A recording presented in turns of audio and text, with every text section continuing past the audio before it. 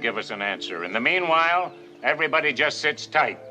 You want a phone call? You're the colonel. In 1983, a record-breaking 105 million viewers tuned in to watch the legendary finale of MASH. It was an emotional television landmark filled with tearful goodbyes and unforgettable goodbyes. But buried within those heartbreaking final moments was a glaring, embarrassing detail hiding in plain sight, a mistake so out of place that it completely broke the reality of the show's 1950s Korean War setting. So what visible detail slipped past the directors and went unnoticed by millions of fans? Join us as we pull back the curtains from a Korean war surgeon to television history, the story behind MASH.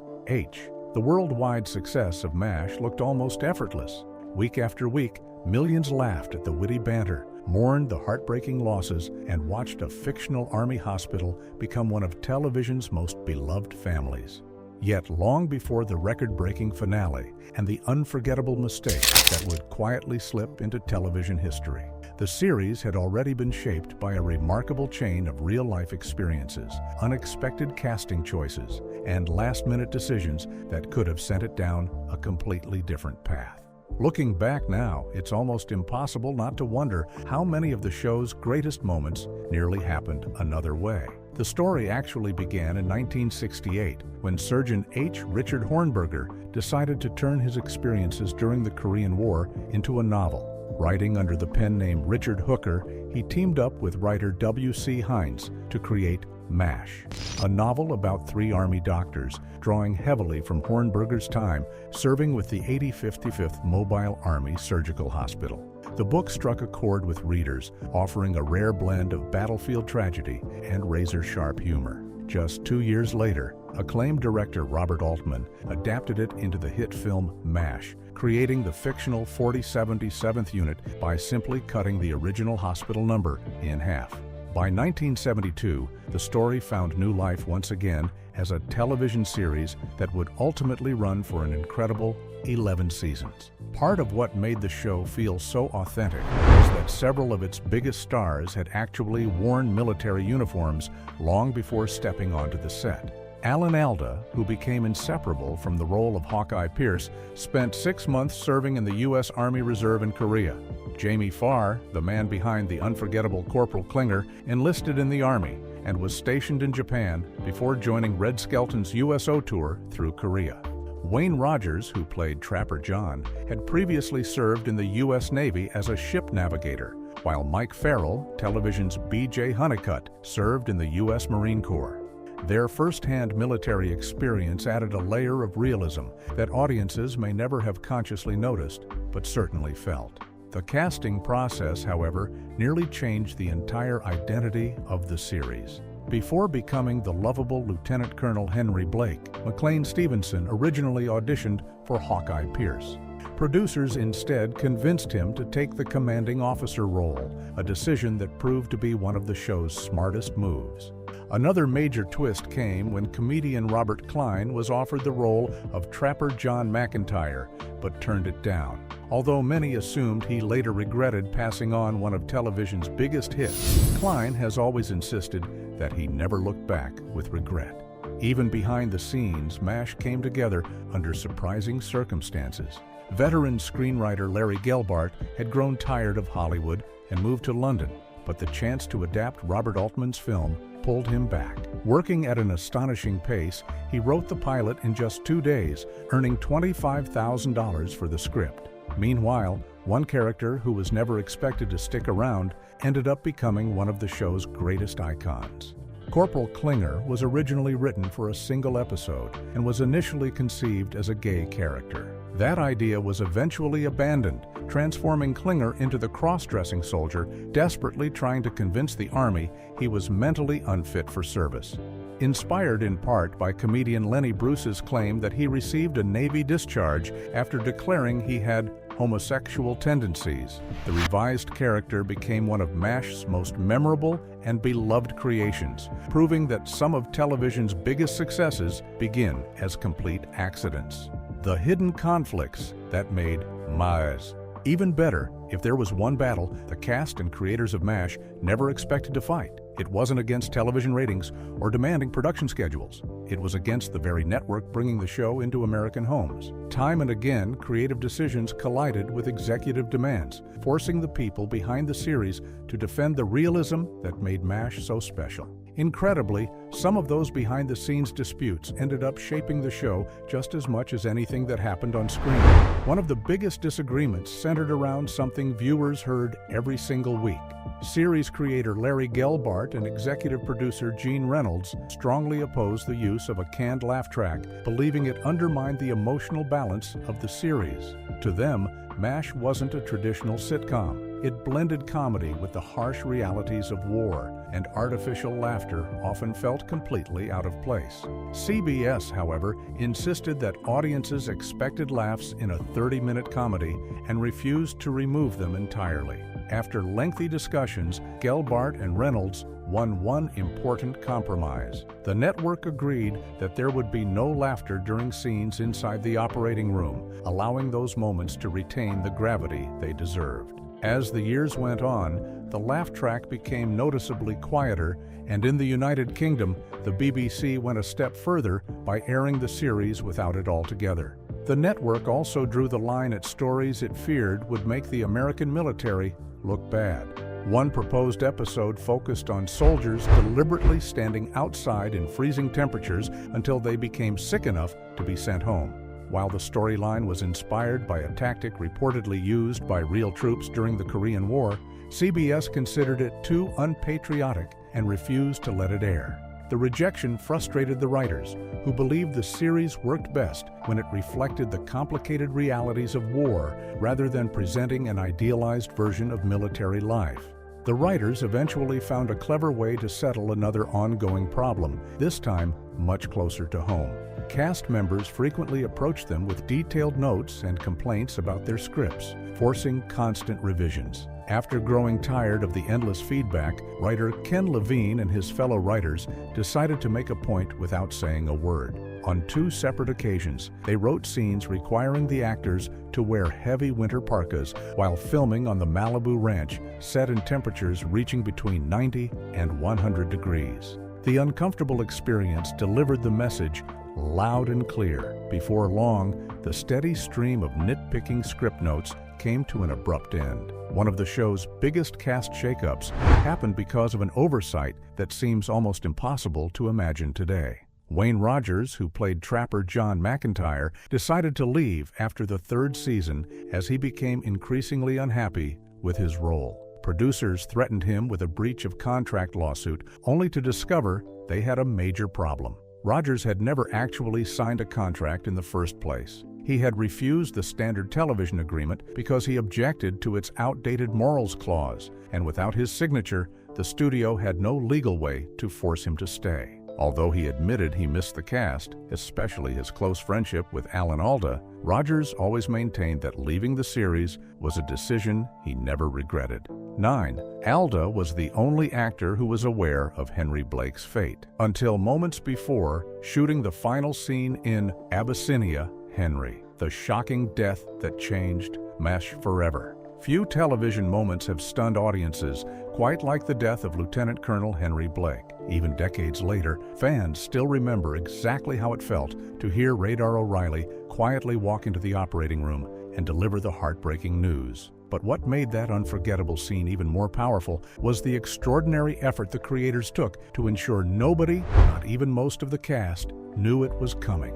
The secrecy surrounding the episode became almost as legendary as the moment itself, proving that sometimes the greatest surprises happen behind the camera long before they reach the screen. When McLean Stevenson decided to leave MASH after the 3rd season, series creators Larry Gelbart and Gene Reynolds saw an opportunity to make a much bigger statement. Rather than simply writing Henry Blake off the show with a transfer or honorable discharge, they wanted to remind viewers that war rarely offered happy endings. To drive home what they believed was the tragic wastefulness of war, they made the bold decision to have Henry die after his plane was shot down on the journey home. Keeping that secret became a production all on its own. Gelbart deliberately distributed the script without its final page, allowing everyone to believe they were filming an ordinary farewell. After the scheduled scenes had been completed and just minutes before the cast was set to begin the season wrap party, he handed each actor the missing final page. It revealed the now famous ending in which Radar enters the operating room and quietly announces that Henry's aircraft had gone down over the Sea of Japan and that there were no survivors. The cast was left speechless. Larry Linville, who played Frank Burns, immediately called the twist "fuckwowing brilliant," recognizing just how daring the ending was. Gary Berghoff had a very different reaction. Turning to Stevenson, he jokingly called him a son of a bitch because he was convinced the emotional scene would earn him an Emmy Award. Ironically, it never did. The powerful sequence itself was filmed in just 2 takes, making its raw emotion feel even more authentic. Viewers at home were equally stunned. According to Gelbart and Reynolds, more than 1,000 angry letters poured in from fans devastated by Henry's shocking death. CBS was reportedly so unhappy with the backlash that at least one rerun removed the heartbreaking final scene altogether. As the series continued into its later seasons,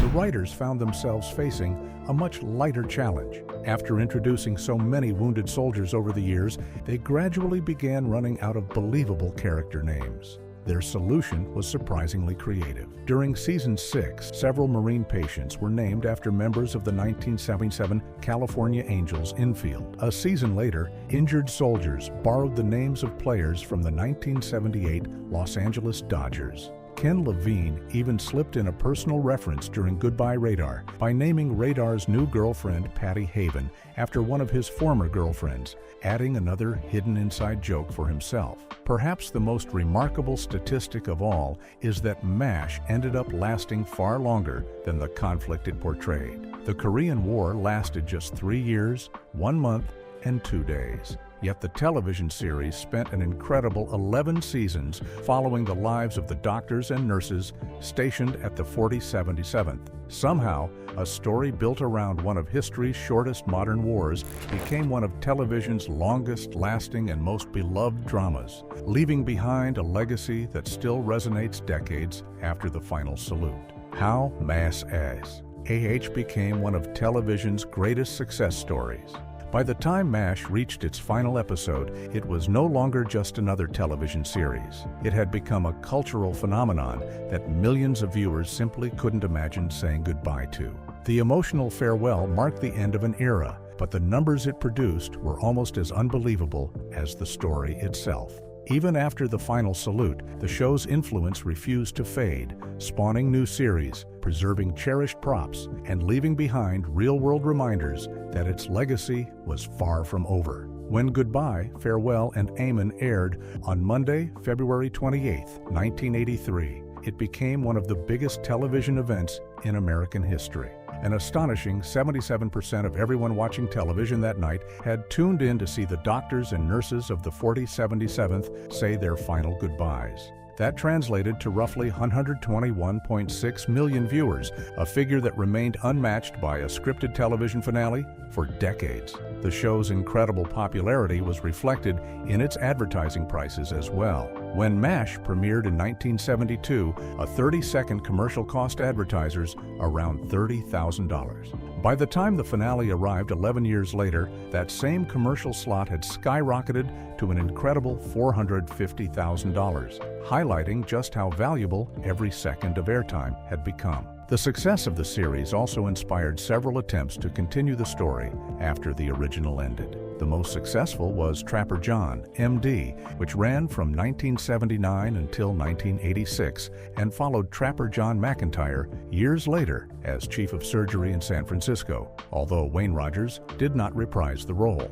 Another continuation, after MASH, reunited Colonel Potter, Father Mulcahy, and Corporal Klinger as they adjusted to civilian life while working at a veterans hospital in Missouri. Despite bringing back familiar faces, the series struggled against tough competition from the A-Team and was canceled during its second season. Perhaps the strangest spin-off was Walter, which focused on Walter Radar O'Reilly after he lost both his family farm and his marriage before becoming a police officer in St. Louis. The story even included Radar attempting suicide, a surprisingly dark direction for such a beloved character. The pilot failed to attract enough interest to become a full series and aired only once on CBS, reaching viewers in the Eastern and Central time zones before quietly disappearing into television history. Even decades after the cameras stopped rolling, pieces of MASH continued finding their way back to the people who loved them. Gary Berghoff revealed that Radar's famous teddy bear had been missing for nearly 30 years before unexpectedly resurfacing at an auction in 2005. A medical student purchased the treasured prop for $11,500, then immediately sold it back to Berghoff, allowing one of the show's most recognizable keepsakes to return to its original owner. One final surprise came from the series' second-to-last episode, As Time Goes By, in which the characters buried a time capsule beneath the Fox Ranch. Just 2 months later, the property was sold, and construction crews quickly uncovered the buried capsule. A worker contacted Alan Alda to ask what should be done with the unexpected discovery. Alda simply told him to keep it, later joking that the man seemed far less impressed by the find than any lifelong MASH fan would have been. The costly continuity error buried in Masses Che's emotional finale. For more than a decade, MASH managed to do something almost no television series had accomplished before. It could make audiences laugh 1 minute and leave them in tears the next, blending comedy and heartbreak so effortlessly that viewers forgot they were watching actors on a soundstage. By the time the series reached its final chapter, millions weren't simply tuning in to watch another episode. They were saying goodbye to a family they had welcomed into their homes for 11 years. Yet, hidden beneath one of television's most celebrated farewells was a surprisingly obvious mistake that shattered the illusion of the Korean War era. It appeared in plain sight during the emotional closing moments, but with so many viewers focused on saying goodbye, almost nobody noticed it. Based on Richard Hooker's 1968 novel and Robert Altman's acclaimed 1970 film adaptation, MASH premiered on September 17, 1972. Set during the Korean War, the series followed the doctors, nurses, and support staff stationed at the fictional 4077th Mobile Army Surgical Hospital as they struggled to save lives under impossible conditions. Led by Alan Alda's quick-witted Captain Benjamin Franklin, Hawkeye Pierce, and Loretta Swit's unforgettable Major Margaret Houlihan, the series became famous for balancing razor-sharp humor with the brutal emotional realities of war. Although its first season struggled in the ratings, it steadily grew into one of television's biggest successes, spending much of its run among America's 10 most-watched programs. Unlike many beloved series that slowly faded because of declining ratings or behind-the-scenes turmoil, MASH ended on its own terms. After 11 successful seasons, the cast and creative team felt they had told the story they wanted to tell. Rather than risk watching the quality decline, they chose to finish while the show was still at its peak. That decision gave audiences one final chapter that would become one of the most celebrated television events ever broadcast. On February 28, 1983, CBS aired the 2.5-hour finale, Goodbye, Farewell, and Amen. Directed and co-written by Alan Alda himself, the episode attracted roughly 125 million viewers, making it the most watched primetime television finale in history. Streets reportedly emptied as families gathered around their televisions to witness the end of an era. And for years afterward, the finale remained the benchmark against which every other television farewell would be measured. The story itself was every bit as emotional as fans had hoped. With the Korean War finally coming to an end, the members of the 4077th began preparing for the difficult transition back to civilian life. But returning home wasn't as simple as boarding a plane. Years of constant trauma had left invisible scars that many of them struggled to confront. No character embodied that emotional burden more than Hawkeye. Throughout the finale, he suffers a psychological breakdown and begins treatment with psychiatrist Dr. Sidney Freeman. At first, Hawkeye recalls an incident involving a frightened woman who accidentally smothered her noisy chicken while hiding from enemy soldiers. As Dr. Freeman patiently guides him through the memory, Hawkeye finally realizes he had been protecting himself from an even more horrifying truth. There had never been a chicken. The woman had suffocated her crying baby to keep everyone on the bus from being discovered. The revelation remains one of the most devastating moments ever shown on network television and marked a turning point in Hawkeye's long journey toward healing. Around him, the other members of the 4077th quietly prepared for lives that would never be the same. Charles Winchester attempted to share his love of classical music with a group of Chinese musicians, only to learn that most of them were later killed before the ceasefire took effect. Margaret Houlihan accepted a new administrative role in the Army while struggling with the reality of leaving behind the people who had become her second family. Colonel Potter took one last ride on his beloved horse Sophie before receiving an emotional farewell from Hawkeye and B.J. Hunnicutt. Meanwhile, Klinger discovered a new purpose after falling in love with refugee Soon-Lee Han, choosing to remain in Korea and help her search for her missing parents instead of immediately returning to America. The finale reached its emotional peak when BJ departed by helicopter while Hawkeye watched from below. As the aircraft lifted into the sky, Hawkeye looked down to see one final message carved into the earth. Using carefully arranged white stones, BJ had spelled out a single word: goodbye. It was a simple gesture, yet it perfectly captured the bond the two friends had built through years of war, sacrifice, and survival. For countless viewers, it was impossible not to cry. But while audiences were focused on that unforgettable farewell, something else appeared in the background that absolutely did not belong in 1953 Korea.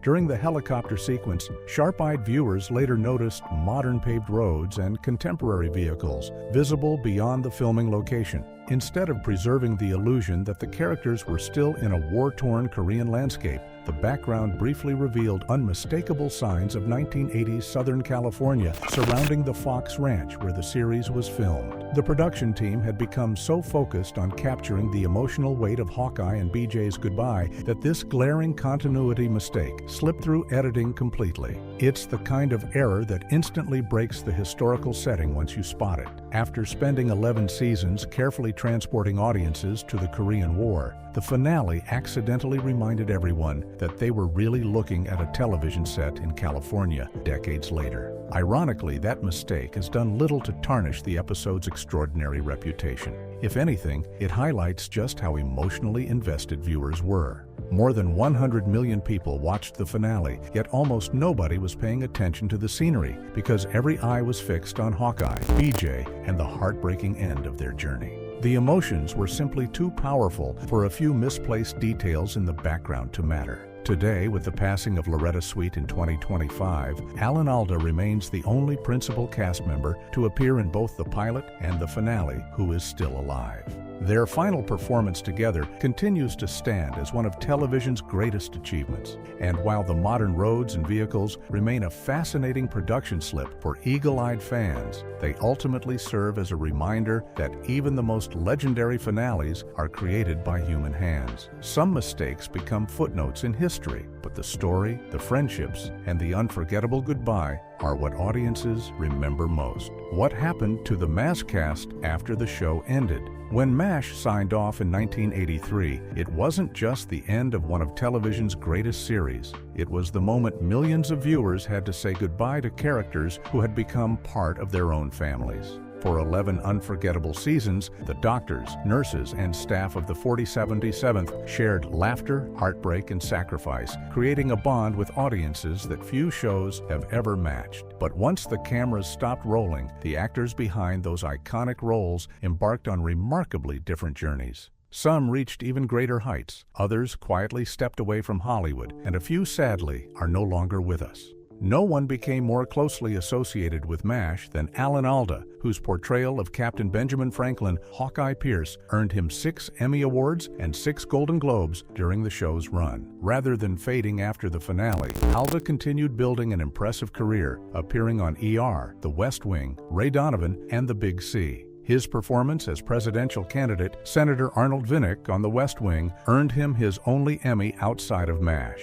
In 2015, Alda revealed he had been diagnosed with Parkinson's disease, but he refused to let it define his life. Through boxing, Tai Chi, and a relentless sense of curiosity, he has continued to stay active and engaged. Following Loretta Swit's passing in 2025, Alda became the only principal cast member still living who appeared in both the pilot and the series finale. Gary Berghoff became a fan favorite as the innocent and lovable Radar O'Reilly, making history as the only actor to play the same character in both the original film and the television series. His performance earned 6 Emmy Emmy nominations before finally winning in 1977. After leaving MASH, Berghoff made regular appearances on popular game shows while living a quieter life away from major Hollywood productions. One of the sweetest stories from his later years came in 2005 when Radar's famous teddy bear unexpectedly resurfaced at an auction. A medical student purchased the cherished prop for $11,500 before selling it back to Berghoff,